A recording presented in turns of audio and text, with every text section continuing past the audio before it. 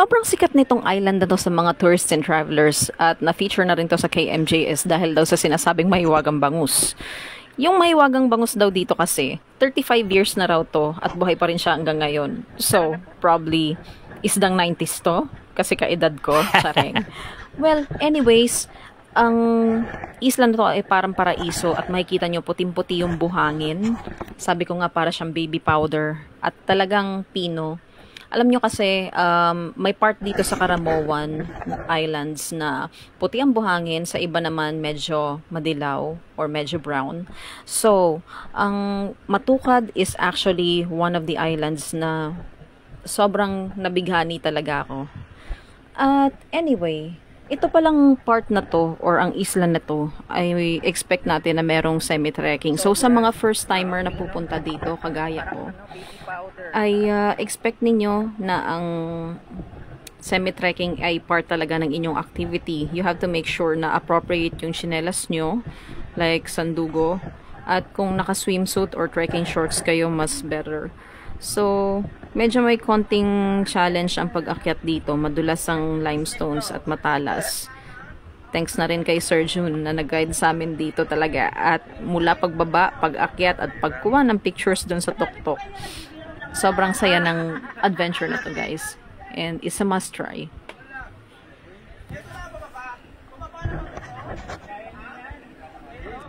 So, sa part na to pala magsisimula yung trekking namin. At ayan, pinapakita na nga ni Sir June kung paano kami aakyat. Binibigyan niya kami ng idea. Ito naman, siguro mas advantage kung may experience ka, nag-hike ka, or maakyat ka ng bundok. Para sa akin kasi, ang mga ganitong adventure is actually extra adrenaline rush. Sinasabing nila. Kaya, bakit ko palalampasin, di ba? At yun nga, nasa kabila nito yung lagoon papunta dun sa bangus na sinasabi nila. So tara.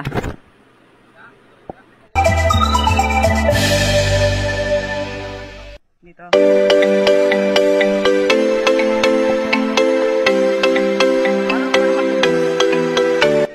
So medyo konting ingat lang kapag umakyat. Yun, gaya nga ng sinabi ko sa mga first timer na pupunta dito, kailangan yung tsinelas nyo hindi madulas.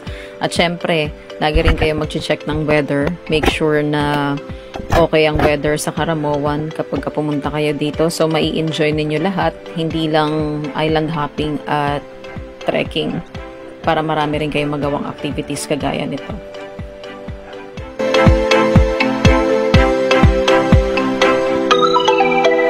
Pakiramdam ko, makakit lang ako ng hagdanan na sobrang tarik para sa akin. Pero, actually, mahirap din siya. Kasi mataas din tong island na tong inakyat namin. Or itong bato na to na inakyat namin para lang makatawid dun sa kabila.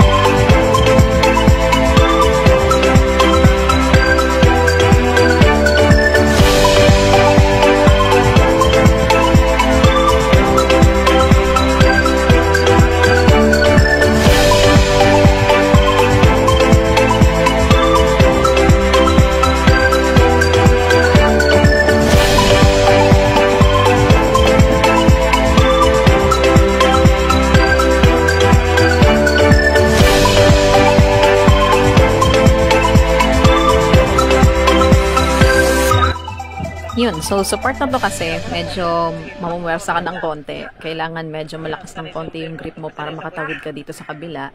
Dahil ang itsura niya parang umakyat ng pader, ganon. Tapos tatawid ka sa kabila. At yan na nga yung part ng Enchanted Bangus, guys. Ayan. So, para bang bababa ka ulit dun sa kabilang part ng bato na malaki para lang makapunta ka dun sa, or makalapit ka dun sa part ng lagoon kung saan nandoon yung mga bangus.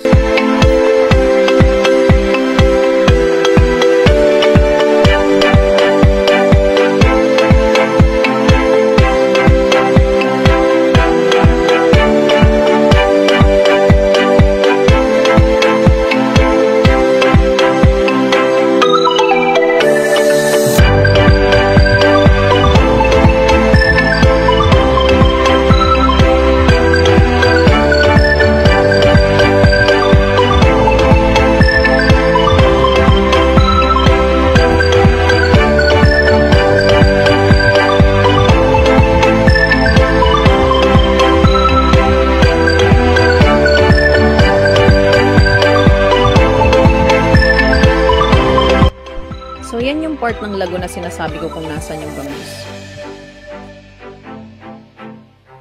Sorry guys, kasi nalobat na yung camera ko. Pero sa mga nag-iisip kung ano yung itsura or para may idea kayo, ganyan siya. Marami siyang palikpik.